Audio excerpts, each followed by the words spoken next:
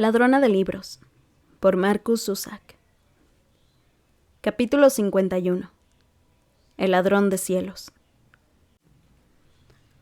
Al final, resultó que el primer bombardeo no fue un bombardeo. Si la gente se hubiera quedado a esperar los aviones, habrían pasado allí toda la noche.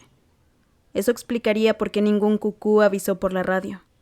Según el Molching Express, cierto controlador de una torre de fuego antiaéreo se había puesto un poco nervioso. Juraba que había oído el ruido de los aviones y los había visto en el horizonte. Él había dado la voz de alarma. «Podría haberlo hecho a propósito», comentó Hans Zuberman. «¿Te gustaría estar sentado en una torre de fuego antiaéreo disparando a aviones cargados de bombas?» Como es lógico, siguió leyendo Max en el artículo en el sótano. El hombre de tan viva imaginación había sido relevado de su puesto. Seguramente lo destinarían a algún servicio en alguna parte. «Que tenga suerte», dijo Max. Parecía saber lo que le deparaba. Pasó a los crucigramas. El siguiente bombardeo fue real. La noche del 19 de septiembre, el cucú avisó por radio. A continuación, una voz grave y desapasionada que anunció Molching entre los posibles objetivos. Himmelstrasse volvió a convertirse en un sendero de gente y Hans volvió a olvidarse del acordeón. Rosa le recordó que se lo llevara, pero él se negó. «No me lo llevé la última vez y sobrevivimos», explicó. Estaba claro que la guerra confundía los límites entre la lógica y la superstición. Una inquietante sensación lo siguió hasta el sótano de los Fiedler. «Creo que esta noche va en serio», comentó el señor Fiedler. Los niños enseguida se dieron cuenta de que sus padres estaban bastante más preocupados que en la anterior ocasión. Reaccionando de la única manera que sabían, los más pequeños empezaron a llorar y a chillar cuando la habitación pareció tambalearse. La amortiguada sintonía de las bombas llegó incluso hasta el sótano. La presión del aire los aplastó como si el techo les cayera encima, como si quisiera estamparse contra el suelo. Las desiertas calles de Molching recibieron un mordisco. Rosa apretaba furiosamente la mano de Liesl. El machacón llanto de los niños perforaba los oídos.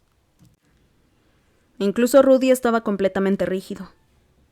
Fingiendo despreocupación, tensando los músculos para combatir la tensión. Brazos y codos luchaban por hacerse sitio.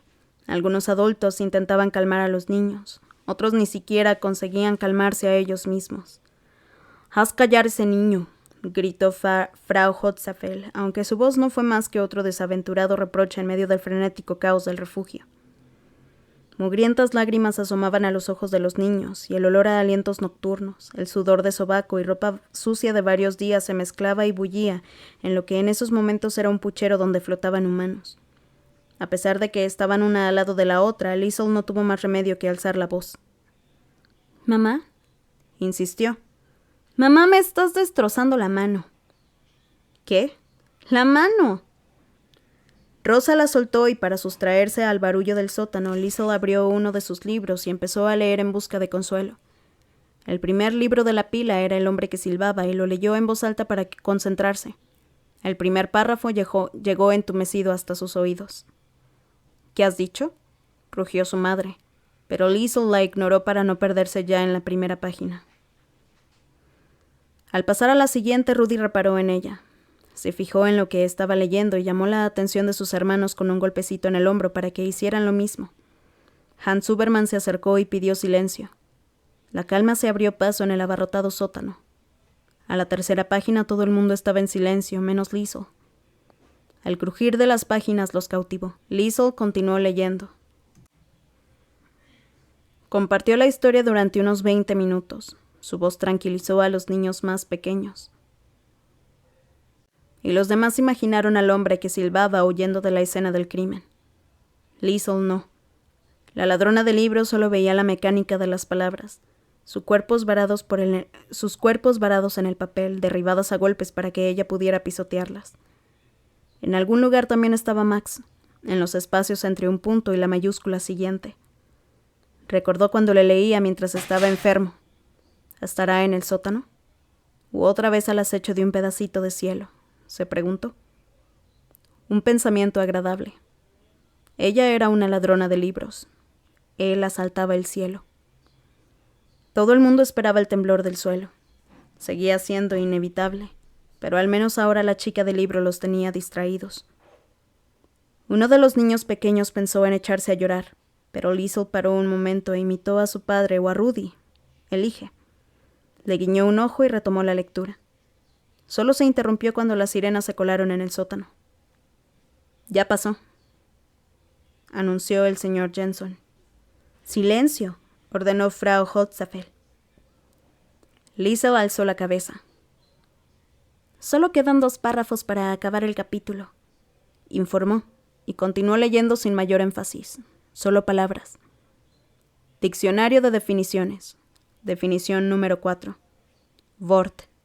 Palabra, unidad de lenguaje con significado. Una promesa. Un comentario. Una afirmación o una conversación. Palabras relacionadas, término, nombre o expresión. Por respeto, los adultos obligaron a que todo el mundo guardara silencio hasta que Liesl finalizara el primer capítulo de El hombre que silbaba. En el momento de salir, los niños pasaron a su lado como un vendaval, pero casi todos los mayores, incluso Frau Holzapfel y Pifficus, que apropiado, teniendo en cuenta el título del libro, agradecieron a la niña la distracción a medida que pasaban junto a ella, con ganas de salir de la casa para ver si Himmelstrasse había sufrido algún daño. Himmelstrasse estaba intacta. El único indicio de guerra era una nube de polvo que viajaba de este a oeste, escudriñando las ventanas para encontrar un lugar por el que colarse. A medida que se esperaba y expandía, convertía la estela de humanos en apariciones. Ya no había gente en la calle, solo rumores arrastrando fardos. En casa Hans se lo contó todo a Max. «Hay niebla y cenizas. Creo que nos han dejado salir demasiado pronto», miró a Rosa. «¿Crees que debería ir a ver si necesitan ayuda donde han caído las bombas?» Rosa no se dejó impresionar. «No seas imbécil, te asfixiarás con tanto polvo», contestó. No, Sauker, tú te quedarás aquí». Algo le pasó por la cabeza y miró a Hans muy seria. En realidad tenía el orgullo escrito en su rostro. «Quédate aquí y explícale lo de la niña». Alzó la voz apenas ligeramente. «Lo del libro». Max le prestó una atención especial. «El hombre que silbaba», le informó Rosa. Capítulo 1. Le explicó con pelos y señales lo que había ocurrido en el refugio. Liesl estaba en un rincón del sótano. Max la miraba fijamente y se pasaba la mano por la mandíbula. Personalmente creo que ese fue el momento en que se le ocurrió el tema para su siguiente cuaderno de dibujos, el árbol de las palabras.